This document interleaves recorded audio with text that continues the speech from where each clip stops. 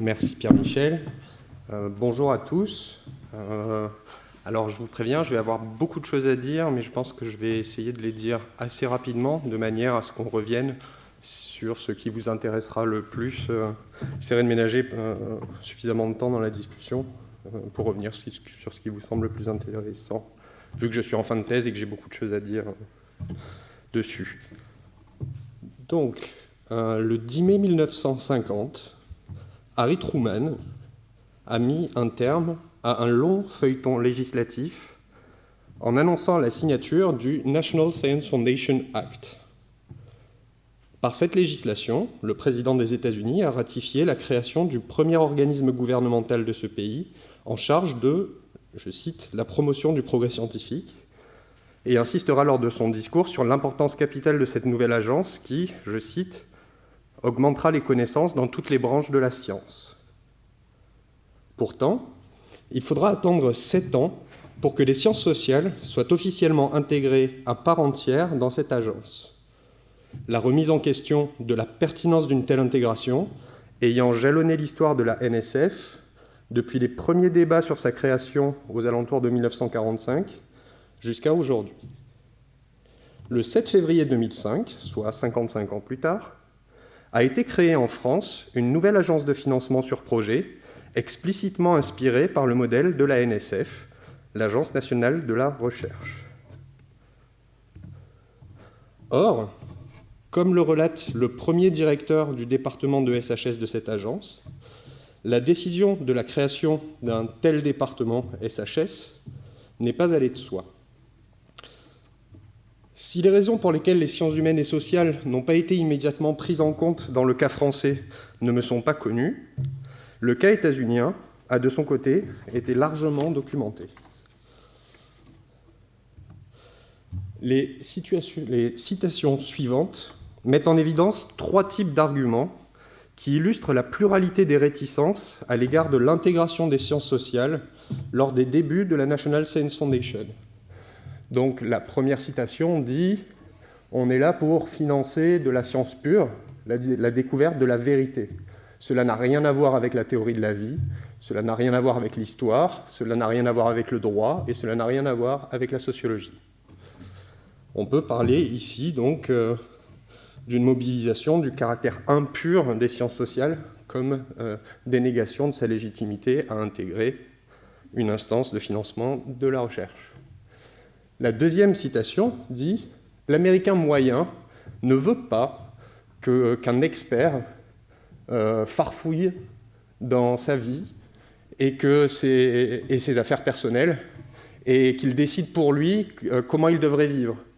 Et si l'idée devient prégnante au Congrès que cette législation vise à établir une sorte d'organisation dans laquelle il y aurait beaucoup de femmes aux cheveux courts et d'hommes à cheveux longs qui mettraient la pagaille dans les affaires personnelles de tout le monde et qui enquêteraient sur est-ce qu'ils aiment leurs femmes ou est-ce qu'ils ne les aiment pas, etc., vous n'aurez pas votre législation.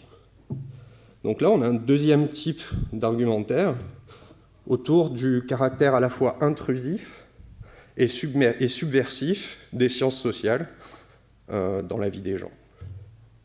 La troisième citation, donc là c'était un sénateur et un député, là c'est Vannevar Warbush, qu'on ne présente plus, qui a donc cette belle phrase qui dit « J'émets de grandes réserves à propos de ces études où quelqu'un sort, fait des entretiens avec un tas de gens, lit plein de trucs, écrit un livre, le met sur une étagère et personne ne le lit jamais. » Donc voilà, donc là on a 3 types de positions.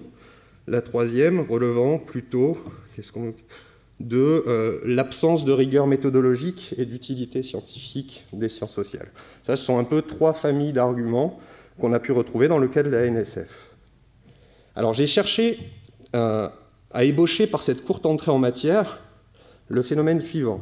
La relation entre financement compétitif de la recherche et les sciences humaines et sociales semble parfois moins évidente qu'elle ne l'est pour d'autres domaines.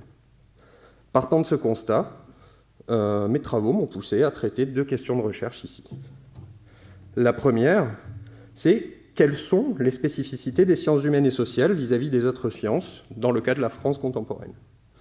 La deuxième, c'est, dans un contexte où les financements sur projet occupent une place croissante dans le fonctionnement des systèmes nationaux de recherche, quels effets peuvent produire une agence comme l'ANR sur un domaine a priori moins ajusté à un tel fonctionnement? Cette communication propose de répondre partiellement à ces deux questions en présentant deux versants des recherches que j'ai menées tout au long de ma thèse, qui est en fin de rédaction.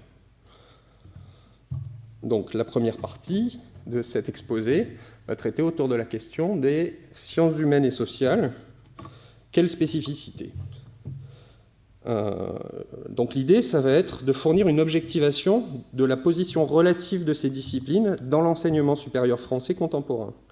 Je pars en effet du principe théorique assez simple, mais assez peu appliqué, selon lequel les spécificités avérées ou supposées des sciences humaines et sociales ne peuvent être qu'appréhendées qu'en restituant ces domaines de connaissances au sein de l'ensemble des disciplines de l'enseignement supérieur et de la recherche, sans découper a priori. Dans la deuxième partie, pour étudier les effets produits par l'ANR sur les sciences humaines et sociales, je m'appuierai sur les résultats d'une enquête plus spécifiquement centrée sur les expériences d'individus et d'institutions dans ces domaines qui ont bénéficié de tels financements. J'en viens donc à ma première partie, qui cherche à interroger les spécificités des sciences humaines et sociales dans la France contemporaine. J'aborde empiriquement cette question sous trois principaux angles: les relations disciplinaires, les différences disciplinaires et les hiérarchies disciplinaires. Je ne détaille pas, mais je pourrais revenir sur cette tripartition. J'essaye autant que possible de ne pas présupposer l'unité des disciplines des sciences sociales, de ne pas les nommer a priori, de ne pas les regrouper. Vous verrez, il y a un cas où ça n'a pas été possible. Mais voilà, et je vais à l'échelle la plus fine possible. Donc dans le cas des relations disciplinaires, j'ai cherché à objectiver les proximités, compatibilités et circulations concrètes dans l'ensemble des disciplines pour objectiver des espaces disciplinaires et en déceler les régularités structurelles. J'ai donc effectué 4 analyses de réseau avec des matériaux différents, mais toujours strictement avec les mêmes métriques, algorithmes de spatialisation et de détection de communautés, sur lesquels je ne reviens pas ici, mais dont je pourrais discuter si vous le souhaitez. La première de ces analyses de réseau concerne les publiants du Web of Science. Donc oui, je pense que vous avez eu le temps de lire, mais l'idée c'est de considérer que deux disciplines sont très proches si, par exemple, la discipline A va être très proche, très liée à la discipline B, dans le cas des publications, si les individus qui publient dans A et dans d'autres disciplines publient beaucoup dans B. Donc le Web of Science. On y va. Donc là, c'est le seul cas où j'ai une catégorie sciences sociales a priori, parce que je me base sur les publications françaises. Donc c'est l'ensemble des publications dont au moins un des auteurs est affilié à une institution française recensée par le Web of Science entre 2008 et 2012. Et donc la discipline dépend des revues. La structure dégagée ici situe les sciences sociales à la croisée des humanités, de la psychologie et des champs professionnels, catégorie floue dont Yves parlait tout à l'heure, et qui agrège les domaines comme la gestion, les sciences de l'information, l'aménagement. Mais au final, avec une conception plus large des sciences humaines et sociales, on constate, grosso modo, leur position intermédiaire entre un pôle des arts et humanités, en haut, c'est bien, on voit bien, là c'est gros, un pôle biologie-santé et un pôle mathématiques-physique. La deuxième analyse de réseau, qui se base sur les co-qualifications au poste de maître de conférence du CNU entre 2005 et 2013. Donc c'est l'ensemble des gens qui ont été qualifiés à au moins 2 sections CNU pour accéder au poste de maître de conférence. C'est vrai que le système français n'est pas évident. Donc voilà, ça c'est quelque chose que j'ai fait avec Pablo Zamit qui était là ce matin. Et qui a donné lieu à une publication. Et il met en évidence une structure relativement circulaire, partant, alors par exemple, si on part de la zone jaune, donc les mathématiques, si on fait la boucle, on va faire mathématiques, physique, chimie, biologie, sciences sociales, et à nouveau mathématiques. On constate une polarisation entre ce cercle d'un côté et un groupe des langues, lettres et humanités, uniquement reliés à ce cercle par les sciences sociales. Un point important dans cette structure est de noter la faiblesse des relations entre mathématiques en jaune et biologie en rouge. C'est important parce que j'en reparlerai après. La troisième figure s'intéresse aux mobilités disciplinaires des enseignants-chercheurs au cours de leur carrière. Donc là, c'est des cas où des maîtres de conférences qui étaient affiliés à une section donnée du CNU ont, au cours de leur carrière, changé de discipline, donc de la mobilité disciplinaire dont on parlait tout à l'heure. On y retrouve à peu près la même structure circulaire, mais davantage polarisée, avec donc les sciences biologiques qui sont très liées entre elles, mais plus distantes de la physique que précédemment. Et on notera, comme dans les deux cas précédents, les rôles des disciplines de la psychologie pour faire le lien entre biologie et sciences sociales, mais la position plus excentrée des disciplines de l'économie et de la gestion, qui sont là en bas, alors que tout à l'heure, elles faisaient le lien avec les mathématiques. Le dernier réseau, alors est-ce qu'il va être lisible? Je ne sais pas. Donc là, il faut me pardonner, mais il y a beaucoup de nœuds, en fait, dans ce réseau. Mais c'est les directions de thèse dans plusieurs disciplines. On retrouve une nouvelle fois cette structure circulaire dont les langues, lettres et arts sont exclus. Ici, gestion et économie font de nouveau le lien entre sciences sociales et mathématiques, de même que la psychologie et les sciences du sport assurent celui entre sciences sociales et biologie santé.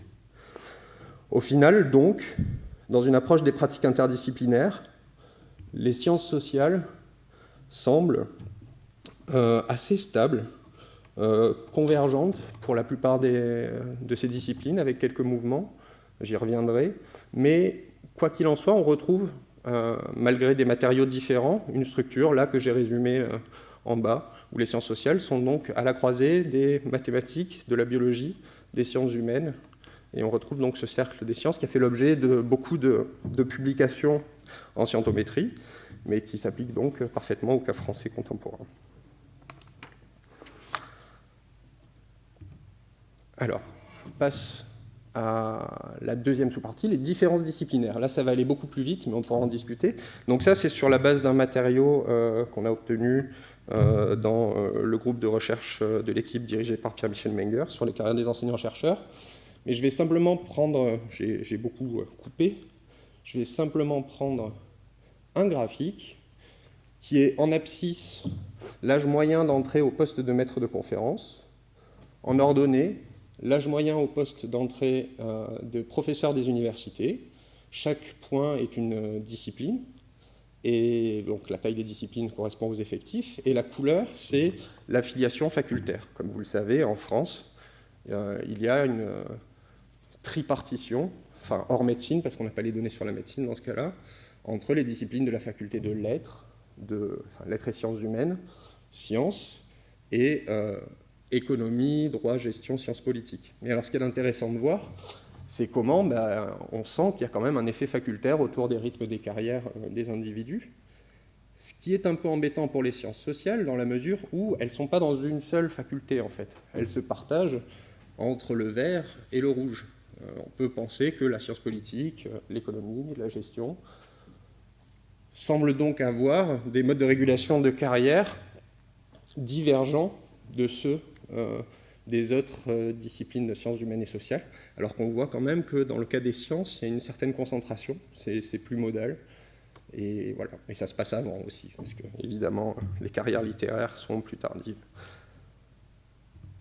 Ça, c'est une autre manière de représenter cette chose-là. C'est au bout de combien d'années, quand on est maître de conférence, on devient professeur, selon qu'on est en droit, en rouge, en lettres, en vert, en sciences, en bleu. Et donc on voit que les promotions sont extrêmement concentrées sur les débuts de carrière. On a plus de chances, si je puis dire. Donc c'est le phénomène de l'agrégation du supérieur dans le droit. On passe professeur très vite une fois qu'on a été maître de conférence. Lettres, vous voyez comme la courbe est étalée dans le temps, située entre, je ne sais plus, mais je crois que c'est la 6e et la 13e année. Et celle des sciences a à peu près le même profil, mais plus normé quand même. On sent que c'est un peu plus régulé. Je passe à nouveau. On passe au troisième point, les hiérarchies disciplinaires. Donc ça, c'est tiré d'un article qui est paru dans Actes de la recherche l'année dernière, et où je me suis intéressé en fait aux différences entre les disciplines en ne prenant qu'une seule variable, c'est la profession des parents des étudiants. pour voir s'il y avait des régularités dans la composition sociale à une échelle fine des disciplines. Parce qu'il y a toute une littérature qui va prendre 2 disciplines ou qui va prendre des facultés, mais là je les ai pris toutes, et donc je les ai prises en 26 catégories socio-professionnelles. Et donc là c'est une classification ascendante hiérarchique qui va rassembler les disciplines entre elles selon qu'elles se ressemblent le plus dans la composition de la profession, des parents, des étudiants. Et donc vous allez voir qu'il y a un premier groupe, le groupe A, qui est composé de la médecine et de la pharmacie d'un côté, de disciplines qui sont assez proches, un autre groupe de la philosophie et des sciences, de la philosophie et des sciences politiques. Et si vous voulez savoir un petit peu quels sont les profils de ces classes-là, vous avez sur la droite, donc la classe A, ce qui est en noir, ça veut dire que c'est surreprésenté, ce qui est en gris, c'est sous-représenté. Donc, sans surprise, en médecine et en pharmacie, en philosophie et en sciences politiques, il y a une très forte surreprésentation d'enfants de profession libérale et une très forte sous-représentation d'enfants, d'ouvriers qualifiés, d'employés de la fonction publique, etc. Là où j'attire votre attention, parce qu'on a beaucoup parlé du genre, et c'est vrai que souvent quand on fait une littérature autour des biais sociaux disciplinaires, on dit les sciences, c'est des disciplines pour garçons, et les lettres, c'est des disciplines pour filles, ce qui est absolument vrai. Mais si on prend la profession des parents, tendancielle, ben on se rend compte qu'ici, qu'il y a absolument toutes les sciences, sauf les mathématiques appliquées, qui sont affiliées avec l'économie, ce qui n'est pas totalement incohérent non plus, si on revient à ce que j'ai montré tout à l'heure. Donc toutes les sciences semblent avoir un profil social, ou en tout cas un profil d'origine sociale, assez similaire entre elles, et assez différente des autres. Donc voilà, ça c'est pour vous dire. En fait, ma conclusion de cette... Alors oui, j'ai une autre manière de le représenter, ça c'est, une analyse en composantes principales, qui résume un peu toutes ces données-là. À gauche, ça vous dit qu'est-ce qui construit les axes. Donc plus on est en haut sur le graphique de droite, plus on est profession libérale, cadre de la fonction publique, cadre d'entreprise, et moins on est ouvrier qualifié ou ouvrier non qualifié, etc. Et si vous regardez, donc avec cette analyse en composantes principales, les disciplines des sciences, qui sont représentées par des petits triangles, sont assez distinctement séparées des disciplines des lettres, qui sont des petits ronds. Et tout ça pour vous dire qu'en fait, moi l'hypothèse que je développe dans ma thèse, c'est qu'on parle d'une spécificité des sciences sociales comme quelque chose qui relève de l'épistémologie, comme s'il y avait autour des phénomènes sociaux quelque chose qui faisait qu'on ne pouvait pas vraiment être une science comme les autres, qu'on était une science qui avait plus de difficultés, etc. Et moi, ce que je trouve empiriquement, c'est que dans les pratiques interdisciplinaires, il n'y a pas de coupure nette entre les sciences sociales et les autres sciences, mais dès qu'on commence à regarder les institutions, les principes de promotion des personnels et l'orientation et le profil social des étudiants, ben là on se rend compte que les sciences sociales sont systématiquement écartelées autour de profils très différents, là où les vraies sciences, dont on parlait tout à l'heure, se retrouvent renforcées dans leurs principes. C'est-à-dire que certes elles collaborent beaucoup entre eux, mais en plus elles ont des systèmes de promotion et de carrière qui sont les mêmes, et en plus elles ont des profils sociaux qui font que les étudiants se ressemblent pas mal entre eux. Donc voilà, j'avais résumé ça, mais je l'ai dit un peu comme ça. Les disciplines des sciences sociales, donc quelle spécificité des sciences sociales? A priori, pas tellement dans la pratique, mais plutôt des logiques hétéronomes au champ scientifique. Alors scolaire, je ne rentre pas là-dedans, je l'ai mis à la fin du PowerPoint si jamais j'avais le temps, mais je sens que je ne vais pas l'avoir. Des logiques facultaires, des logiques sociales qui affaiblissent la cohérence interne du groupe des disciplines des sciences sociales et renforcent la distinction avec les sciences non sociales. Et inversement, donc, on a vu que dans les pratiques, des relations entre sciences biologiques et sciences mathématiques, il n'y en a pour ainsi dire absolument pas. Pourtant, institutionnellement, quand on pense sciences, on va penser tout de suite une grande famille de disciplines, d'où les sciences sociales sont exclues. Je trouve que dans la pratique, au final, ce n'est pas nécessairement si cohérent. Fin de la première partie. J'en viens maintenant à la question plus spécifique du financement sur projet et de la relation entre sciences humaines et sociales, financement sur projet, pour savoir quels effets cela peut avoir. Alors, comme l'a bien indiqué Elga Novotny tout à l'heure dans sa présentation, moi, un des principaux résultats de mon enquête, donc voilà, c'est une enquête, j'ai été mandaté par le conseil scientifique de l'Institut des sciences humaines et sociales du CNRS pour mener une enquête sur les effets des financements sur projet. Donc j'ai fait ça.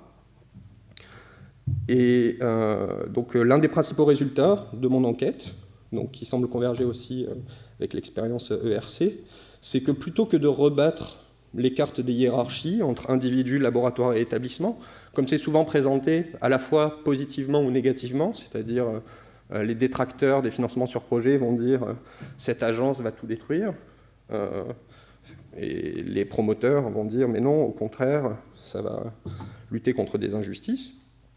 Dans les faits, moi je trouve que c'est surtout un reproducteur, voire un amplificateur de hiérarchies préexistantes, en fait. Alors maintenant, je vais rentrer un petit peu dans les détails. Un des principaux contrastes qui est ressorti des témoignages sur les expériences de coordination de projet est lié à l'aide ou à l'absence d'aide fournie par les institutions dont relèvent les porteurs. Alors là, j'ai mis quelques exemples des réponses que j'ai eues, donc je vous en dis quelques-unes. Donc là, il y a quelqu'un en histoire qui dit « aucun soutien de notre université, aucun soutien du laboratoire auquel nous étions rattachés, ce qui a entraîné un changement de laboratoire la dernière année du programme. On va prendre... En raison d'un conflit dans mon laboratoire d'origine, il y a eu un blocage administratif du dossier en interne, ce qui a retardé le début du projet de 3 mois environ. Le montage et la gestion administrative du projet sont lourds. Il est préférable d'appartenir à une structure de recherche bien dotée en personnel administratif pour une réelle efficacité et dégager le temps nécessaire à la recherche fondamentale. Ou inversement, l'aide apportée par le personnel administratif a été déterminante pour la mise en place et le suivi du projet, etc. Donc on sent que quand on demande aux gens ce qui a été difficile, ce qui leur vient à l'esprit quand même, c'est que l'accompagnement de l'institution et l'infrastructure de l'institution, ben, c'est pas complètement négligeable. Or, si l'infrastructure est une dimension importante de la coordination des projets et qu'elle varie fortement selon les universités et établissements des chercheurs, ce qui est notoirement le cas, alors il est probable qu'un individu appartenant à une institution bénéficiant d'une infrastructure adaptée à ce type de pratique soit structurellement favorisé dans les démarches de candidature et de coordination de projets. Alors, ce qu'il y a d'intéressant, c'est qu'à la fin des années 1970, il y a un ancien directeur du programme de sociologie de la National Science Foundation qui faisait un petit peu un bilan sur son expérience là-bas. Et il indiquait que, statistiquement, les chercheurs des départements prestigieux de sociologie n'avaient pas un taux de succès significativement supérieur à ceux des autres départements. Ils étaient même plutôt inférieurs, ils rataient plus souvent. Mais par contre, le nombre de leurs candidatures était drastiquement plus élevé, ce qui conduisait mécaniquement à ce qu'ils soient, au final, plus financés. Alors, vu que j'ai passé un peu de temps aux États-Unis et que j'ai fait une enquête là-bas, j'ai pu prendre la mesure des disparités considérables d'accompagnement à la demande de financement selon les établissements. Dans les grandes universités états-uniennes, on va avoir des grant managers, qui sont des gens salariés à plein temps pour consulter les appels d'offres, les suggérer aux chercheurs du département dont ils, elles, ont la charge. Ils rédigent les budgets, une bonne partie, ils facilitent une bonne partie du travail. Inutile de dire que l'infrastructure pour débloquer des fonds est assez efficace dans ces universités. Et de tels postes, aujourd'hui, ont vu le jour en France, mais pas partout, dans certains établissements les plus riches des sciences sociales. Il est, je pense, raisonnable de supposer que de tels aménagements soient propices à la reproduction et à l'amplification des disparités de ressources préexistantes. Cette hypothèse a d'ailleurs été étayée par un entretien auprès d'un porteur de projet. Je neutralise le sexe de mes enquêtés, donc j'utilise le masculin.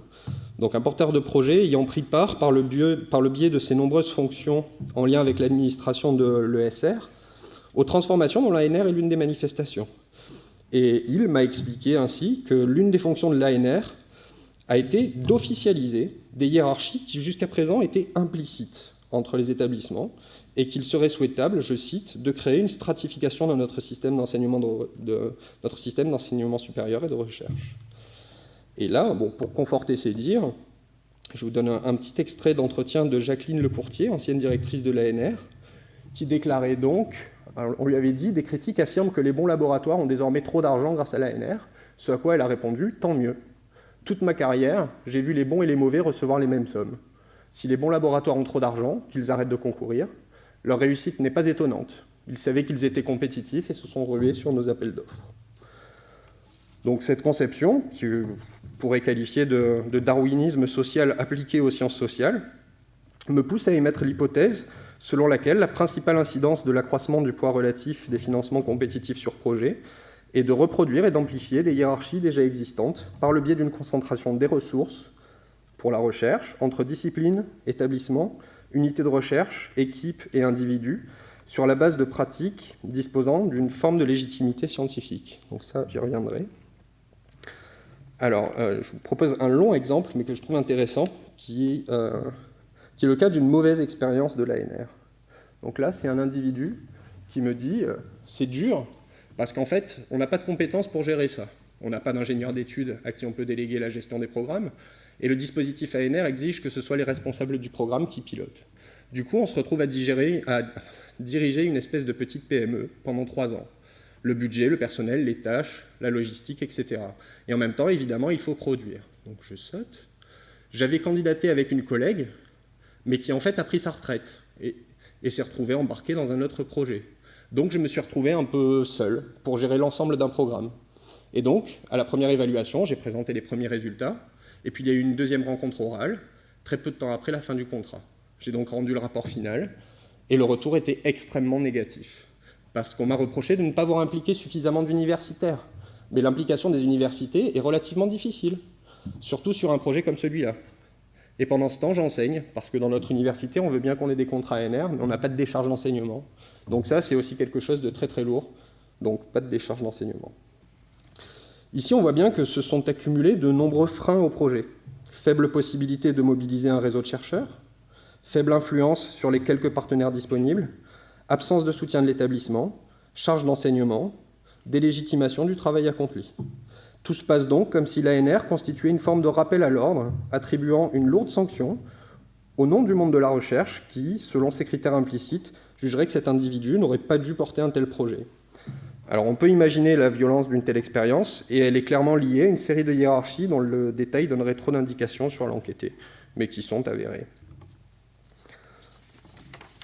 Alors je me perds. De manière plus générale, on pourra évoquer comme critère facilitateur pour l'obtention de financement l'institution de rattachement où s'opposent en premier lieu les chercheurs. Je peux mettre la citation, sinon vous allez trop regarder ça. L'institution de rattachement où s'opposent en premier lieu les chercheurs aux enseignants-chercheurs, ces premiers disposant bien sûr de davantage de temps et donc de disponibilité pour les activités de recherche. À titre d'exemple, donc j'ai fait simplement le ratio. Donc moi j'ai l'ensemble de... Alors, j'ai codé l'ensemble des gens qui avaient eu un projet SHS entre 2005 et 2012, et j'ai codé si c'était des hommes, des femmes, des chercheurs, des enseignants-chercheurs, les disciplines, tout ça. Pas seulement les répondants, tous les gens qui ont eu un financement sur projet. Et globalement, le ratio des maîtres de conf et PR est 3 fois inférieur à celui des CRDR, en prenant en compte des effectifs potentiels qui auraient pu avoir ce type de financement. Donc voilà, c'était une petite objectivation rapide qui montre que, on a longtemps dit, j'ai longtemps entendu au cours de mon enquête que l'ANR permettait notamment de redistribuer les cartes vis-à-vis des enseignants-chercheurs. De ce que j'ai pu en voir, ce n'est pas exactement le cas. De même, au sein de ces catégories se distinguent fortement les institutions parisiennes, de la banlieue parisienne, des grandes villes de province, d'autres villes de province. Entre les enseignants-chercheurs se joue également une hiérarchie importante, alors évidemment entre les grands établissements, mais pas que. Voilà. Entre équipes d'accueil et unités mixtes de recherche, etc. De même, le fait d'avoir une HDR, ça permet de mobiliser plus facilement des doctorants et des post-doctorants. Et il y a la question disciplinaire, sur laquelle je vais revenir un petit peu après. Et il y a quand même la dimension du genre, sur laquelle je termine sur cette partie, parce que c'était assez saillant dans mon enquête. Mais c'est plus méthodologique, mais c'était intéressant parce que certains enquêtés, tous des hommes, qui avaient déclaré dans le questionnaire avoir produit et géré leur projet sans aide administrative, ont de fait, en entretien, après questionnement, précisé avoir bénéficié de l'aide de leur laboratoire. Et ce biais genré quant à la conception de ce qui constitue une aide à signaler fut exemplairement mis en évidence lors d'un entretien où j'ai d'abord rencontré un enquêté seul et où une collaboratrice de cette recherche nous a rejoints. Et on est passé très tranquillement d'une success story menée à bout de bras à un récit nettement plus nuancé, mettant notamment en évidence l'apport décisif des personnels administratifs et du réseau mobilisés pour la rédaction du projet et son bon déroulement. 2.2. Il me reste combien de temps à peu près ? Il reste encore 10 minutes, c'est parfait. Donc si le fonctionnement compétitif de ces appels à projets conduit à reproduire et à amplifier des hiérarchies existantes, les compétences qu'il convient de mobiliser constituent quant à elles une transformation dans la hiérarchie des pratiques, cette fois-ci, dans les sciences humaines et sociales. Moi, mon hypothèse, c'est que je ne pense pas que ça va chambouler les hiérarchies entre individus, établissements, etc., mais par contre que ça va transformer les pratiques des individus en sciences humaines et sociales. Alors d'abord parce que le fait d'obtenir un financement est devenu une pratique importante, symboliquement, et du coup l'expérience antérieure de ce type de pratique constitue désormais une plus-value majeure pour parvenir à en obtenir de nouveaux, selon le classique effet, et avec plus de facilité. En effet, si l'un des arguments récurrents pour critiquer l'ANR, quelles que soient les disciplines, tient au temps consacré à l'obtention de tels financements, on est à peu près sur les pourcentages de l'ERC à l'ANR en sciences humaines et sociales, aux alentours de 10%. Et il est important de prendre en compte que cette durée, en fait, le temps passé à écrire un projet, c'est très dépendant de l'expérience qu'on a de ce genre de pratique. Et donc, de manière agrégée, ici résumée un peu rapidement, les réponses au questionnaire mettent en évidence qu'une forme d'expérience des financements sur projet ou d'évaluation pour l'ANR est négativement corrélée au temps passé à l'écriture des réponses aux appels. Ainsi, les individus expérimentés, qu'ils aient déjà candidaté ou obtenu des financements sur projet, ou encore appartenu à des jurys ANR, ont tendance à consacrer moins de temps à ces réponses. En tout cas, ils le déclarent. Dans la mesure où le temps perdu est l'un des principaux reproches adressés à l'ANR, il semble raisonnable de penser que cette étape soit moins contraignante pour ces individus. En entretien, on voit s'opposer deux figures à ce propos. Celle du nouveau candidat, qui doit se familiariser avec les codes propres à la réponse aux appels au projet, et inversement la figure du vieux briscard des financements sur projet, pour qui la réponse n'a pris que 2 à 3 semaines maximum. De ce point de vue, il est intéressant de noter qu'une transformation notable, à mes yeux, est celle du prestige, dont je parlais tout à l'heure, attribué au financement. Et donc là, je vais vous donner 2 extraits d'entretien de chercheurs qui, au moment où je les ai rencontrés, n'étaient pas très loin de la retraite. Et donc le premier, il dit « Je me souviens très bien que pendant des années, les collègues, ils ne voulaient pas rentrer les contrats. » Donc rentrer les contrats, il veut dire les enregistrer dans le lab Intel, ce qui parlera sûrement à certains d'entre vous. Pourquoi ? Parce que faire du contrat, l'idée d'afficher qu'on avait des contrats était une idée monstrueuse. Il n'était pas question d'en parler. On avait des contrats, d'accord, tant mieux pour nous, mais franchement, il n'y avait pas de quoi se vanter. Et donc, ce qui fait que, pendant une période très longue, les gens n'ont pas rentré leur contrat dans Lab Intel. Et on ne le mentionnait pas dans les rapports d'activité du labo, et certainement pas dans le rapport d'activité individuel. Et alors, aujourd'hui, quand je vois le président de tel établissement, ils ont un misérable contrat européen. Bon, il y a beaucoup de pognon, mais je veux dire, un contrat européen. Et il publie ça sur le web en disant « Chers collègues, nous avons le plaisir de vous annoncer que notre collègue Intel... » Mais c'est grotesque, enfin. Deuxième enquêté, donc ce sont 2 individus différents. Et ça, moi, je trouve que profondément énervant. C'était un entretien compliqué. Moi, je n'ai aucune fierté d'avoir eu une ANR.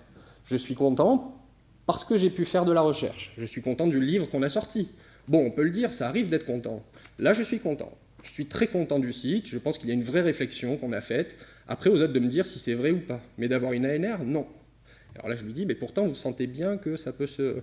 Ah ça se retrouve, c'est évident, bien sûr. Même moi, on me l'a dit, qu'en tant que directeur de labo, 2, 3 fois, le directeur de l'établissement qui m'a dit « Toi, qui as eu un nombre élevé d'ANR, enfin ton labo. » Et alors, ce que je trouve intéressant, c'est de comparer ce rapport un peu distancié et ironique par rapport au succès au financement sur projet à la déclaration d'un jeune chercheur d'aujourd'hui. Alors c'est plus gros, mais Il me dit néanmoins, j'aimerais attirer votre attention sur une autre. Il me semble que le temps consacré à la rédaction d'un projet, qui représente 40 pages, enfin c'est variable, le temps consacré à la rédaction d'un projet devrait faire qu'on reconnaisse le texte même du projet, le manuscrit du projet, presque comme une publication scientifique. Il faudrait inventer, à mon avis, une nouvelle catégorie, qui serait celle-là, pour valoriser ce travail, dans le CV ou dans le... Parce que ce n'est pas juste la soumission, c'est la rédaction d'un document qui représente un travail qui peut être parfois plus important que celui de la rédaction d'un article, alors que ce n'est pas reconnu. Donc c'est vrai que quand on met en miroir les représentations que se font certains chercheurs longuement habitués à faire du contrat, à l'hypervalorisation de la démarche du projet, on voit qu'il y a quand même certaines modifications. En tout cas, c'est mon avis. Non, il ne faut pas aller encore là. Entre ces prises de position opposées s'intercalent bien sûr des témoignages plus distanciés à l'égard des financements, du simple fait que cela ne change pas profondément les modes d'activité. Pour conclure brièvement et tenter une articulation des résultats des deux parties, on peut revenir sur la question disciplinaire. Alors on peut dire à grands traits, même si je l'ai étudié un peu plus finement quand même, que les sciences humaines et sociales se clivent du point de vue des financements sur projet selon un spectre allant de l'économie à la psychologie, de l'économie et de la psychologie d'une part, discipline très familiarisée à ce type de pratique, davantage composée de cursus scientifiques, ça je pourrais y revenir si on a le temps, et faisant largement usage des techniques statistiques, chose qu'on opposerait à, par exemple, l'histoire et la philosophie, caractérisées par une distance et une difficulté beaucoup plus grande pour s'adapter à ces savoir-faire, aux formations initialement plus littéraires et à l'usage moins fréquent des techniques mathématisées. De nombreux enquêtés ont fait négativement référence à des disciplines distantes de la leur sur ce spectre pour valoriser leurs propres pratiques. Ainsi, un enquêté proche du pôle économie-psychologie déclare « Moi, j'ai des collègues qui sont dans leur tour d'ivoire, qui ne répondent jamais rien au niveau des appels d'offres, qui se protègent. Voilà, des franciscains. Ou bien ils sont des franciscains, ou bien ils sont un peu pique-assiette. C'est-à-dire qu'on a besoin d'eux aussi. Parce que moi, comme je passe mon temps à faire du fundraising, j'ai pas forcément le temps. Mais bon, après, on peut avoir comme idéal de vie d'entrer dans un grand établissement, d'avoir un bureau où on lit du John Dewey toute la journée. Inversement, pour un enquêté proche du pôle historique, il va me dire, du point de vue de la demande publique, l'économie, c'est vachement plus vendeur que la sociologie. Donc nous, on était un espèce de supplément d'âme. En termes de méthode, on va vraiment voir les gens. Une caution scientifique aussi, parce que ça fait plus recherche désintéressée. Mais on n'était que complémentaire au truc vraiment central et qui nous semblait plus répondre à la demande publique, qui est le truc économique. Alors, j'ai un dernier cas de quelqu'un qui se situe entre les deux pôles, il tire à gauche et à droite. Moi, je suis toujours impressionné par les historiens. Ils sont capables de faire des contorsions pas possibles pour expliquer qu'ils ont besoin de 1 000 € pour des trucs ridicules, si tu veux.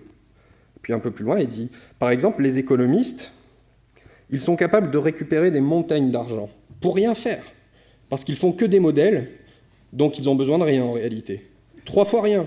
C'est vraiment pour se verser des sursalaires, et là, c'est une honte, parce que là, ils dévoient le système. Ils noyotent les... Moi, j'ai vu ça. Ils noyotent les comités d'experts avec... ils font bloc sur les décisions, alors que les sociologues, par exemple, sont toujours en train de s'empailler entre des tendances théoriques différentes. Les économistes standards, en particulier, font complètement bloc. Donc, tous leurs projets passent, alors que les sociologues se font démonter.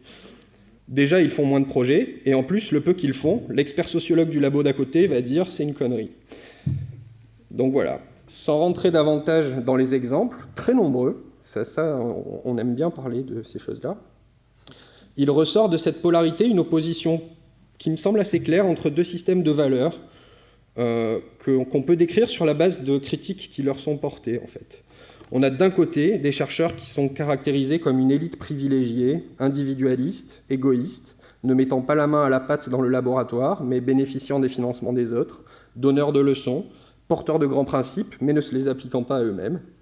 Donc, les caractéristiques, on va dire, c'est aristocratisme gauchiste, c'est bien quand on est dans tel arrondissement de Paris, ou quand on habite dans celui-là. On va traiter de pique-assiette, on va parler de tour d'ivoire, et ça va être des gens qui vont être plutôt hostiles au financement sur projet. Et d'un autre côté, on a les arrivistes opportunistes vendus aux dents qui rayent le parquet, qui aiment jouer aux chefs, les petits patrons, les nouveaux riches, les chercheurs qui font des courbettes, sans scrupules, dangereux, prédateurs, qui, eux, sont plutôt favorables au financement sur projet. En positif, se distingue donc la figure du chercheur engagé et désintéressé, s'opposant aux injonctions gouvernementales qui nuisent à la bonne conduite scientifique, associant fréquemment sa pratique à celle de l'artisan, et qui valorise l'écriture de livres versus le chercheur pragmatique, entrepreneur, qui travaille pour subvenir aux besoins de son équipe et qui envisage la recherche comme un travail collectif où il est important d'acquérir de bonnes conditions de travail dans un domaine où les ressources sont rares. De ces figures rapidement dépeintes se dégage une opposition classique, un peu entre valeurs aristocratiques et valeurs bourgeoises, héritiers et parvenus, ressources culturelles et économiques. Et sans trop caricaturer, il me semble, à la fin de cette enquête, qu'il y a une sorte de transition du système de valeurs au sein des sciences humaines et sociales, depuis un premier modèle plutôt aristocratique vers le second, ce qui pourrait se lire, d'une certaine manière, comme une perte d'autonomie relative du champ des sciences sociales vis-à-vis des valeurs dominantes, plutôt économiques, de l'espace social. Mais c'est une interprétation parmi d'autres. Je vous remercie.